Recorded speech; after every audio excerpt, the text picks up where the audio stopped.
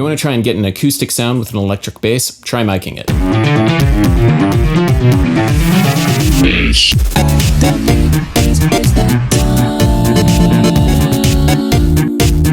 Jazz guitarist Tim Miller recorded an electric guitar with a close mic for his second trio album, and I always thought it would be a fun idea to try that out on an electric bass. I've been doing this sort of thing for a couple years now with some pretty good results, but it can be a little bit tricky and you definitely need to blend the mic signal with signal from your pickups and possibly your amp. In order to do this, you need a condenser mic. I use the AKG 214, but you can use any condenser, large diaphragm or small diaphragm. Close miking is important because of two reasons. One, the actual sound of an electric bass is very, very quiet, so you're going to need to really get that mic in there in order to get any sort of acoustic signature. Two, there's something called the proximity effect, which happens with any sort of cardioid polar pattern microphone. This basically means you're going to get increased bass response whenever you're recording something at very close range. Like this. This can be helpful when you're mixing the sound of the microphone and the pickups together. You'll probably want to use most of the mixed sound from the pickups, and this close-up of the waveform shows why. The waveform of the mic'd bass looks all disjoint and jagged. This is probably because the acoustic sound of the bass is so quiet, so there really isn't that much meat to the signal. This can actually be a little bit tricky when you're trying to get the two waveforms in phase because it's not so obvious where the peaks and the valleys of the mic bass's waveform are. If you want some information on phase cancellation when you're recording the same source from two different microphones, check out this video from recordingrevolution.com. Mic position is also important. I've usually gotten the best results whenever I've recorded very close to the bridge, but this sometimes can get in the way of plucking technique, so another good way of doing this is to record over the 17th fret. I don't like miking over the pickup or where I'm plucking just because the thump of the actual pluck completely overwhelms the entire acoustic signature. It's very important to have a quiet recording environment. I made that mistake when I was trying to record the Adam and Justino rooftop session videos. I tried to mic a bass on a rooftop overlooking Brooklyn,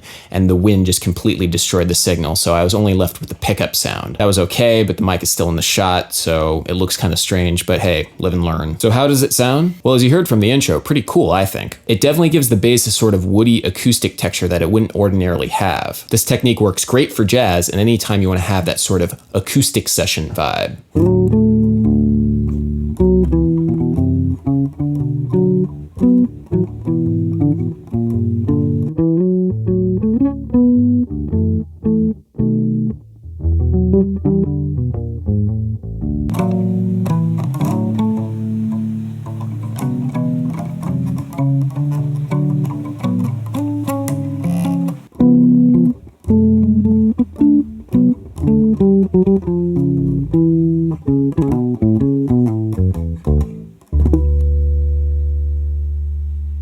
Anyway, this has been Adam Neely's Bass Lessons. Please comment, like, and subscribe if you enjoyed this video. And also let me know if you've had any luck with trying this technique out. It's very non-standard. It's also very finicky, but you can get some pretty cool results with it. Also, can anybody tell me which way they prefer to see the word miking spelled? It never seems to look right to me. Anyway, until next time, bass.